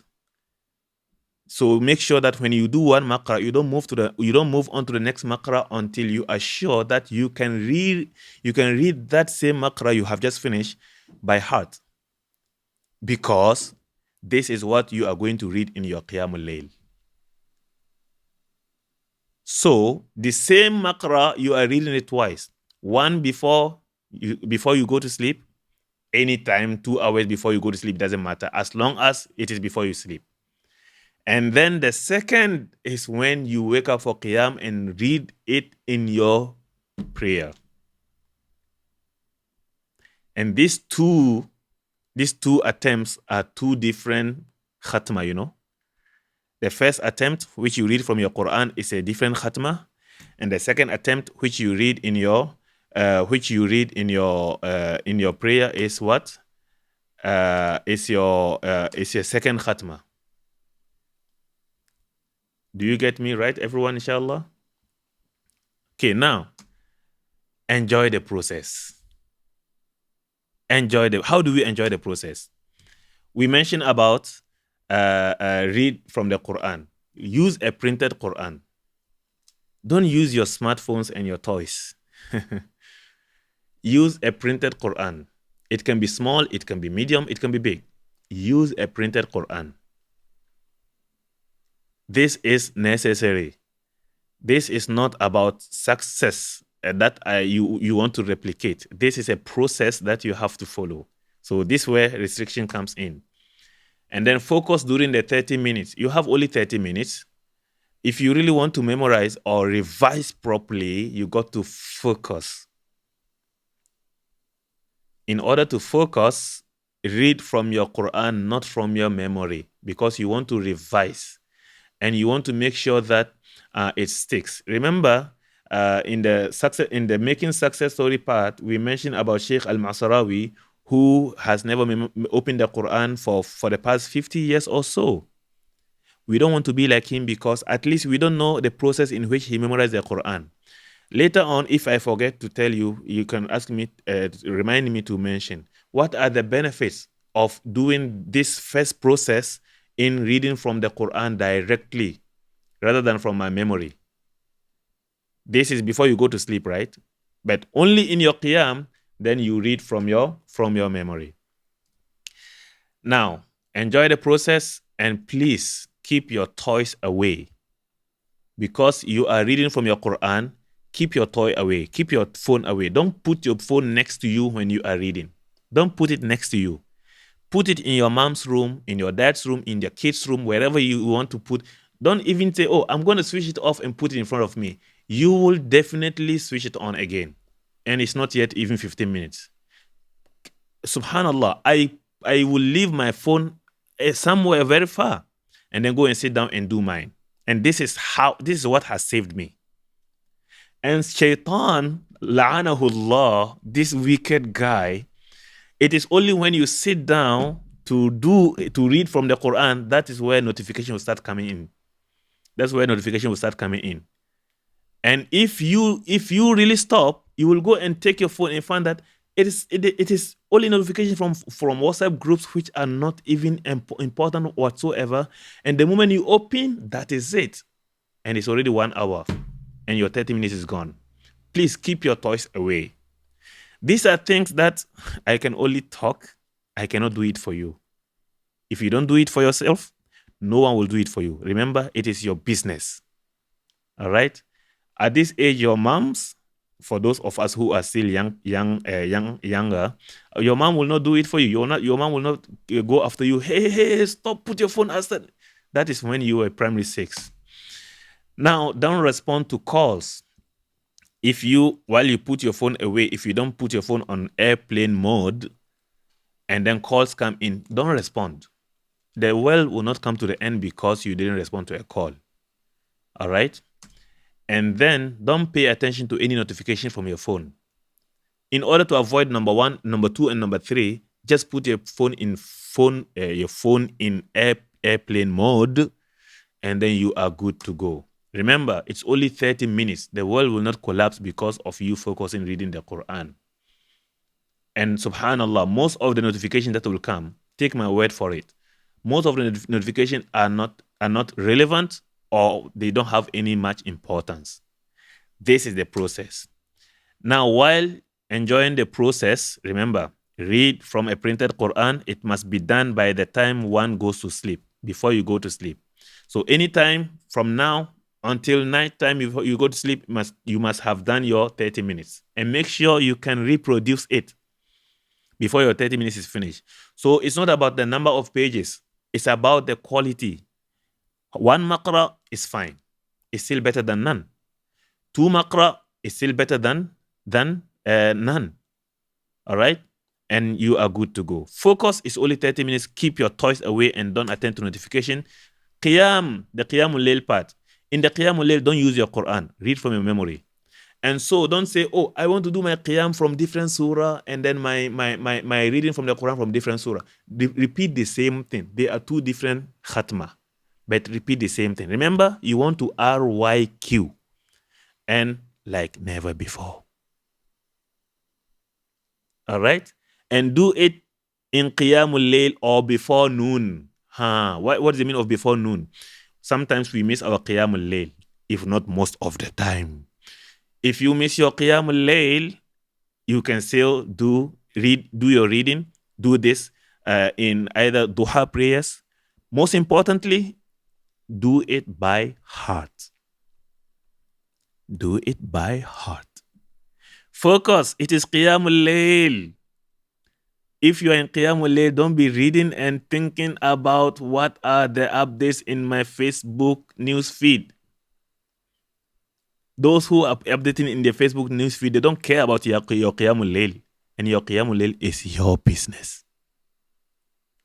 Remember. And then we have keep your phone. Okay, now you can have your phone if you need, because when you read in your Qiyamul Layl and you get stuck, you may not be able to, you may not on your light, and then you may not be able to use your Quran. So you can just open your Quran app and then just take a reference and then proceed and put your phone on airplane mode. All right. At the end of the day, now, anyone who is doing this, if you do khatma, if you do 20 pages, 1 juzu, in the first 30 minutes, and then you repeat the same 20 pages in your qiyam, that means 1 juzu. That means in 2 months, you will have 2 khatma. In 2 months, you will have 2 khatma in 1 month, not 2 months. You will have 2 khatma in 1 month. Here, there is a mistake here. You will have 2 khatma in 1 month because 30 juzu, a juzu per day will in 30 minutes will mount to 30 khatma, 30 khatma, 1 khatma, and then the Qiyamul Layl also will mount to 1 khatma. So 2 khatma in 1 month. And that will mean you have 24 khatmas a year. And subhanallah, 24 khatma a year, you know. That is if you are able to do 1 juzu in your 30 minutes and then repeat the same thing in your Qiyamul Layl. Please don't follow anyone's pace. Follow your pace. For someone who does 2 juzu, all right, who does 2 juzu in 30 minutes, and yes, based on the data we have, where is the data? Based on the data we have over here, the number of juzu, there are some who are able to read, what is it? Okay, there are some who are able to read 2 juzu. Okay, based on this, right? 25 minutes, 20 to 30 minutes, they can read 1 juzu. And over here, these people, they can read 2 juzu actually in the 30 minutes, these people. So if you do 2 juzu in your 30 minutes or so, and you repeat the same thing in your qiyam, and you maintain this for the rest of your life, you will have 4 khatma in a month and 48 khatma in a year. Allah. Is it achievable? Yes, it is achievable. But start slowly and then move on. How come you are giving us 1 juzu and my hifz is not so good, and I'm not sure if I'm even going to be able to do 1 maqra in my 30 minutes. Why so mean? Relax. If you can only do half a juzu, please do it half a juzu, and that will mean you will have 2 khatma in 2 months, and that will mean 1 khatma in a month, and that will mean 12 khatma in a year. You see, when you accumulate small amounts, they mount up to a mountain. And then if you cannot do half a juzu, you can only do half a hizb.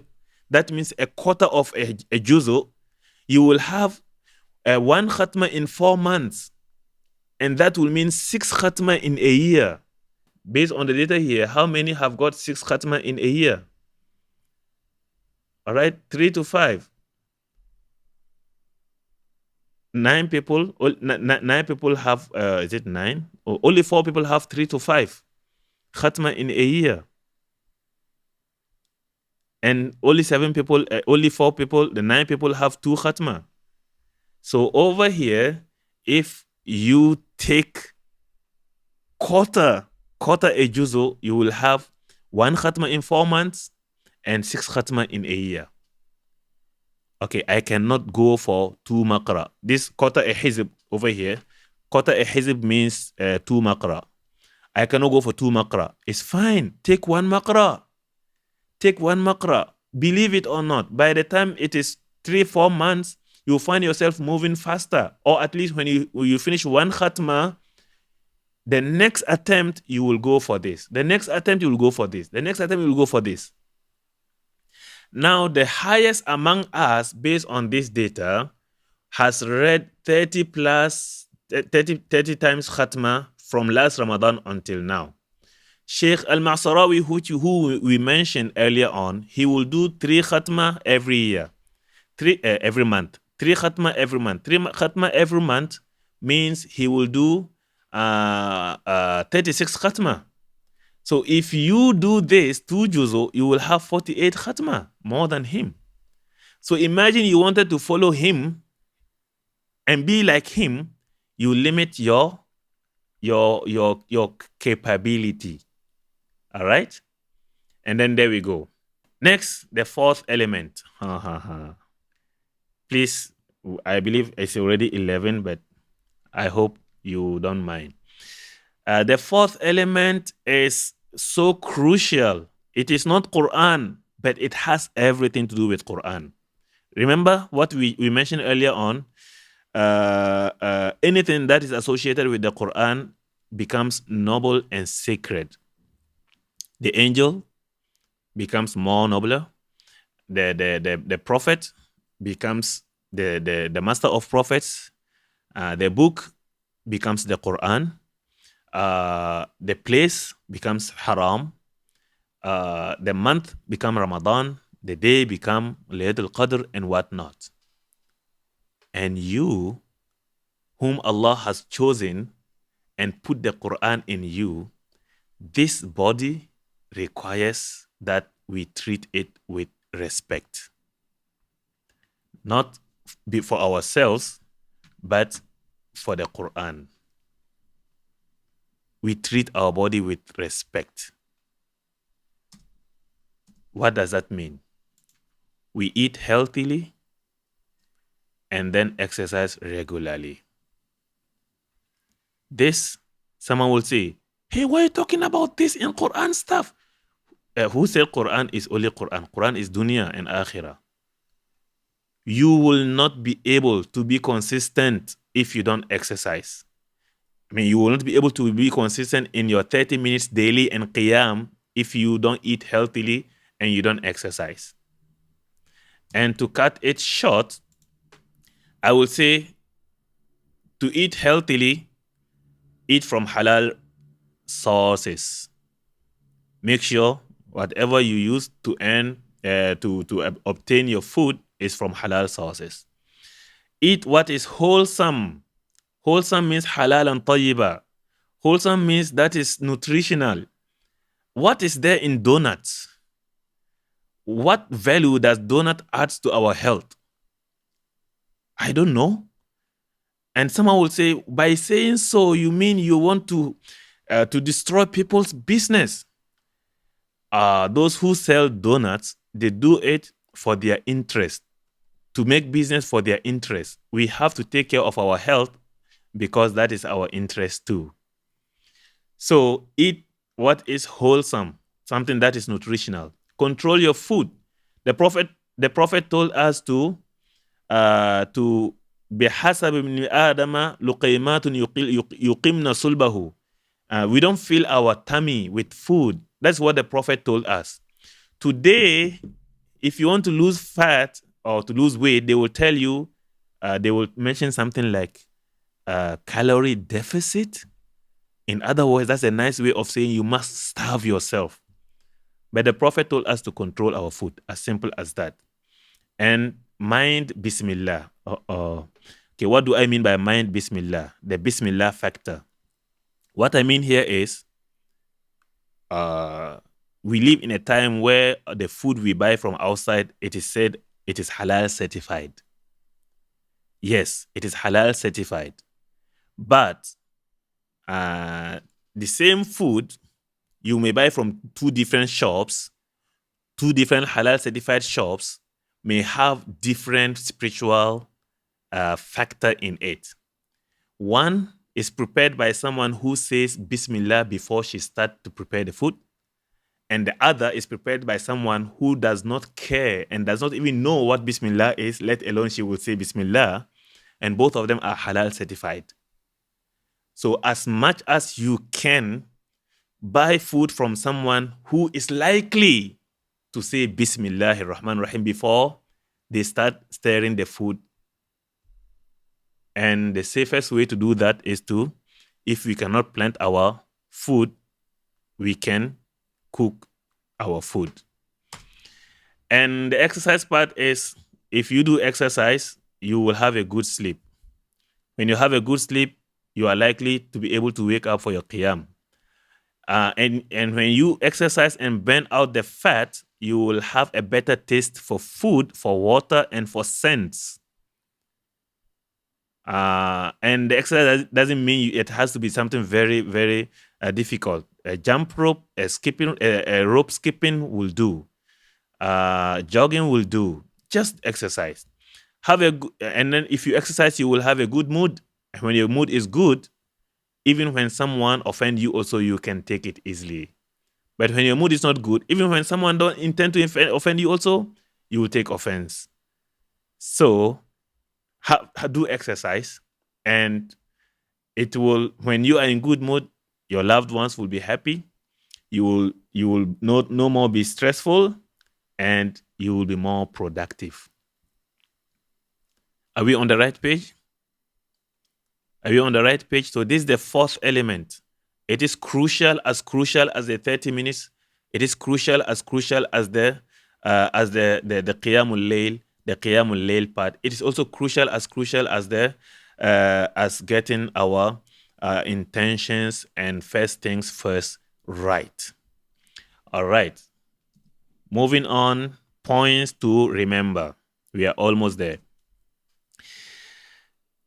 Seek assistance from Allah and never give up.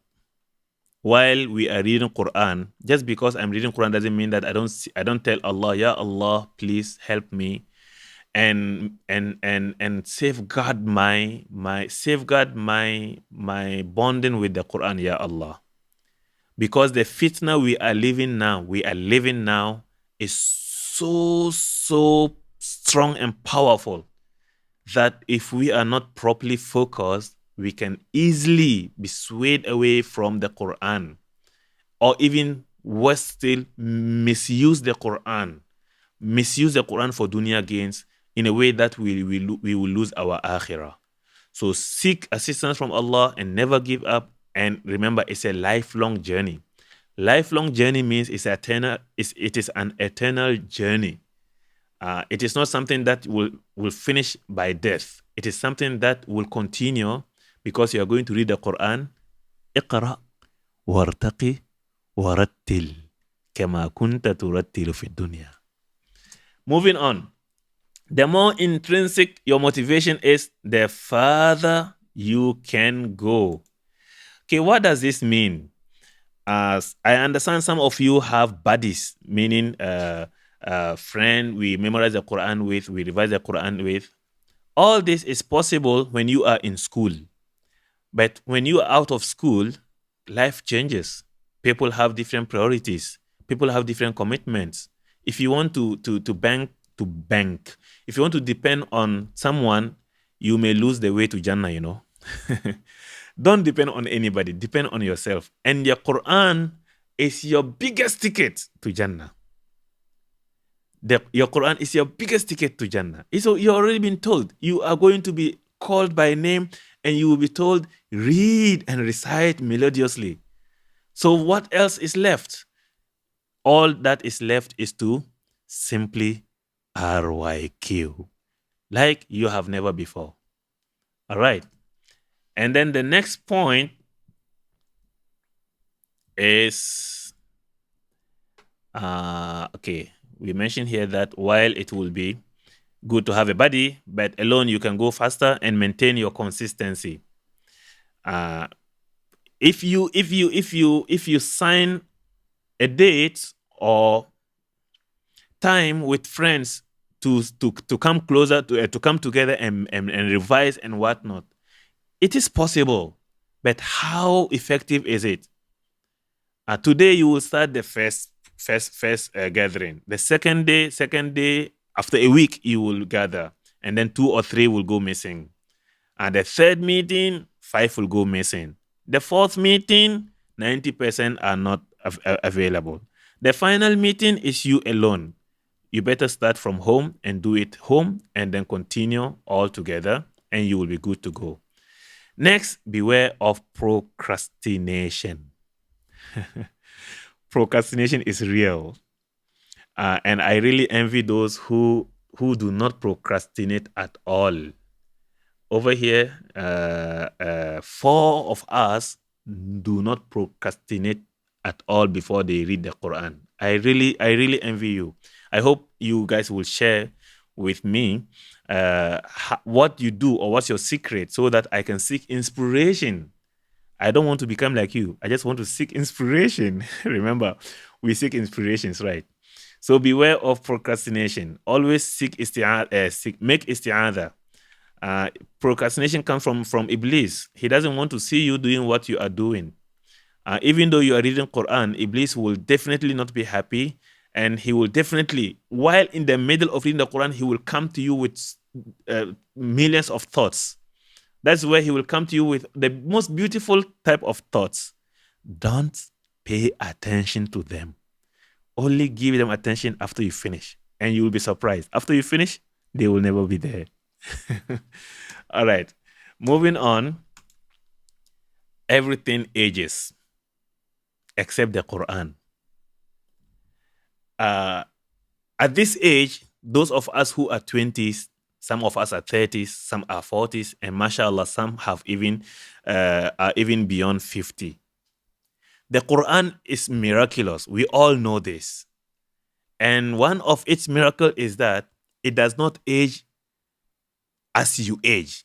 It only gets crystal clear. It only gets clearer as you age. No one will say, oh, I have forgotten the Quran because I have aged. The likelihood is that he has forgotten the Quran because he has stopped reading. And now you may be super duper busy, which will restrict your time for reading the Quran. But as you age, you will have more time that will enable you to read the Quran more and more. And the best part, iqra wartaqi warattil. So everything ages except the Quran.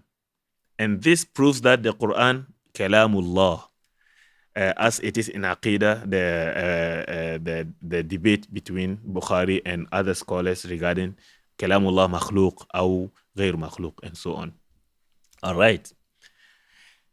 And points, remember, keep calm and simply RYQ. Revise your Quran like you have never before. 30 minutes, Qiyamul Layl, and all those before, and all those after. Refund policy. Who wants a refund? Who wants a refund? Okay, it is like this. And I'm serious. You are entitled to a refund if today is 21st March of, what do you call it? Of 21st March of 21st March 2021. If after 1 year you have applied everything we have shared here, you have made use of the inspirations, and it still doesn't work, you get back your $20. Provided you have followed and applied.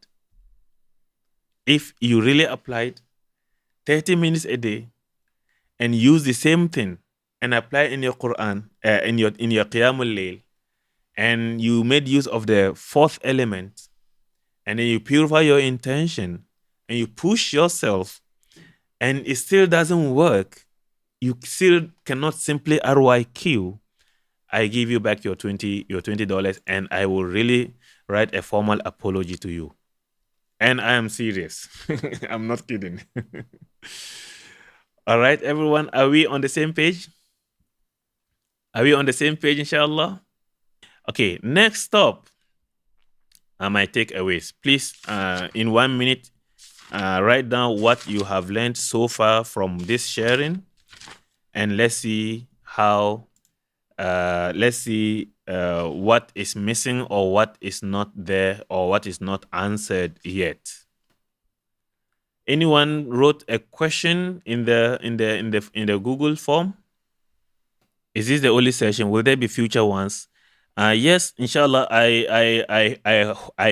aim is to make this a maiden, and from your feedback, I will improve the content, inshallah, and maybe extend the time, because 2 hours just happen to be not fair for you and also for the program.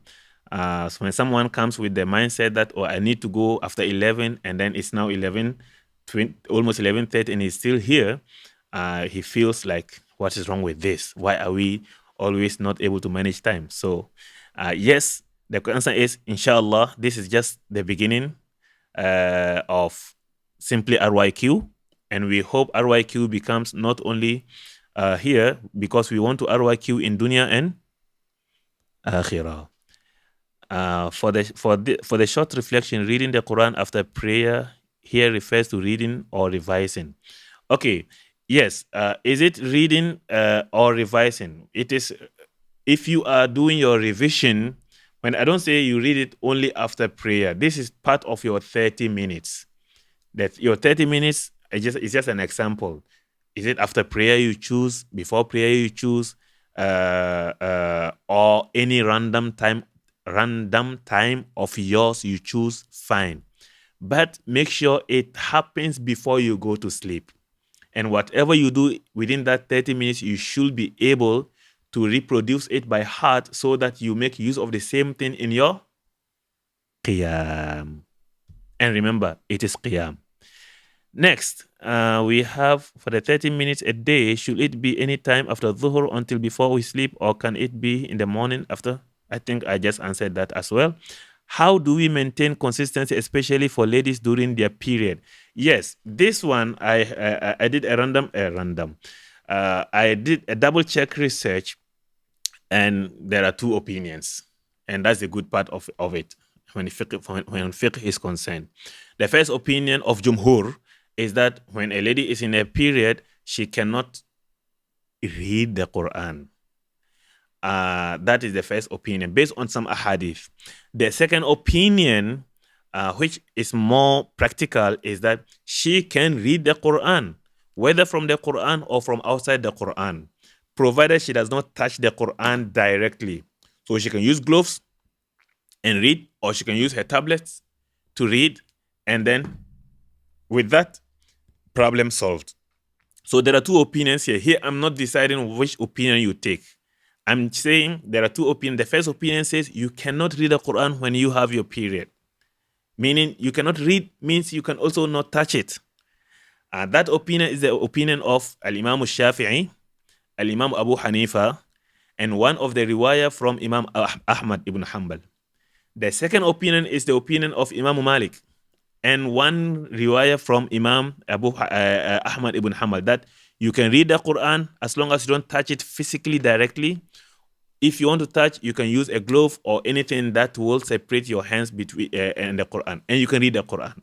That is from the Quran, and this is useful for the 30 minutes, because the 30 minutes we have to read from the Quran. Alternatively, you can use your device, and this is the only time you can use your device. But reading by heart, it should not be a problem. Okay, but I cannot do Qiyamul Layl during my period. Yes, you cannot do Qiyamul Layl, but you can still wake up and read the Quran by heart. Okay, you can read your Quran by heart during breastfeeding your child. You can read your Quran by heart anytime before noon, and as I just said, before noon, so that you will have afternoon until you go to sleep to do your 30 minutes. Remember, 30 minutes is very crucial. All right. Is it actually a good thing to make competition to inspire others to memorize the Quran? Is it actually? Okay. Honestly, personally, and this is my personal opinion, although I have gone through competitions and I have won some. Yes. But I think competition, if when it is done, first and foremost, we don't know the agenda of the countries and organizations that make those competitions. We don't know the agendas. The agendas is between them and Allah. For us, the Quran students and kids, when we don't have noble teachers behind us and parents who will constantly remind us that, oh, look, this your Quran is not for the competition, and then we may miss our focus.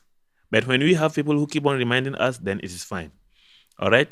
And as a matter of fact, we cannot control who conducts competition or who does not conduct competition. If there is any way we can inspire children to memorize the Quran, then definitely fine. But if it is only the competition that happens to work, it should be fine, inshallah, as long as there is proper and holistic guidance. Next, any specific dua that you will share with us to be steadfast in revising the Quran fi ma'iyyat al-Quran. Still keep notes on your past sharing. Barakallahu fikum. Okay. Keep notes. I think the notes will be there and we will improve in them and then conduct even more of this, inshallah, with more feedbacks like this. Any dua. There is this dua which Sayyidah Aisha radiallahu anha narrated that the Prophet sallallahu alaihi wasallam taught her to read. But that dua, is it Sayyidah Aisha or Sayyidah Fatima? But that dua is meant for lifting worries, anxieties, and solving one's issues. But the Quran is heavily used in the dua. Allahumma inni abduk, ibnu abdik, ibnu amatik, nasiyati biyadik, maadun fiya hukmuk, adlun fiya qada'uk. أسألك بكل اسم هو لك سميت به نفسك أو أنزلته في كتابك أو علمته أحدا من خلقك أو استأثرت به في علم الغيب عندك أن تجعل القرآن العظيم ربيع قلبي ونور صدري وجلاء حزني وذهاب همي وغمي.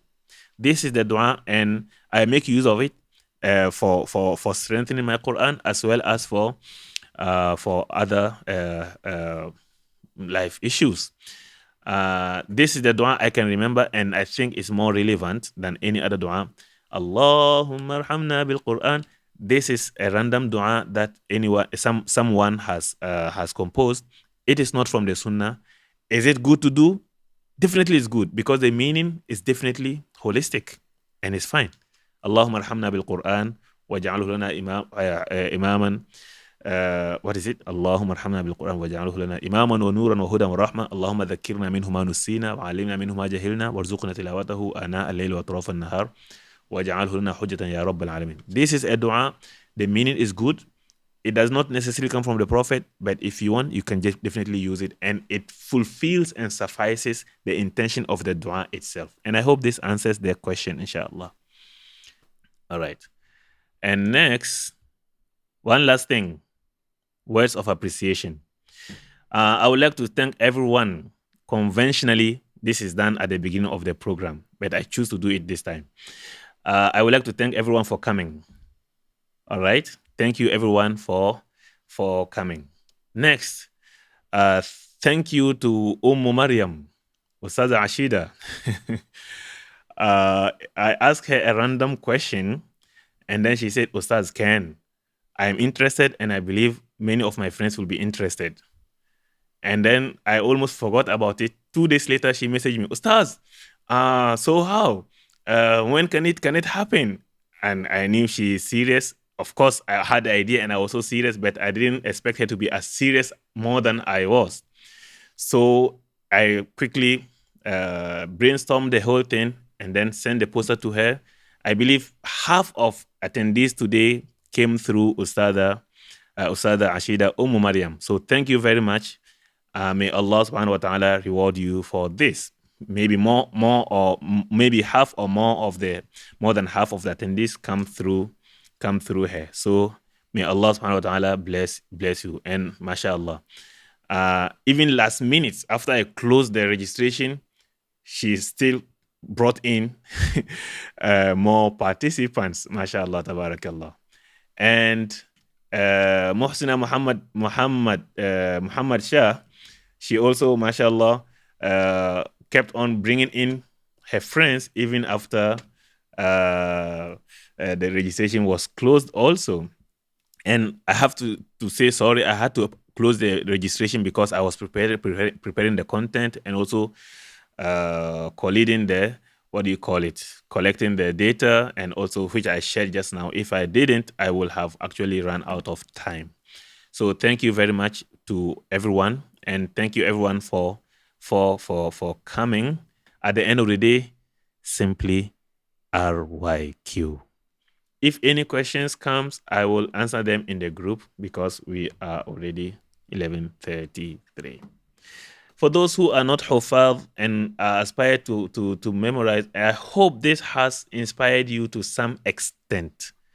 Maybe I may want to conduct how to memorize the Quran instead of, in addition to this, so that it will be more focus, inshallah ta'ala.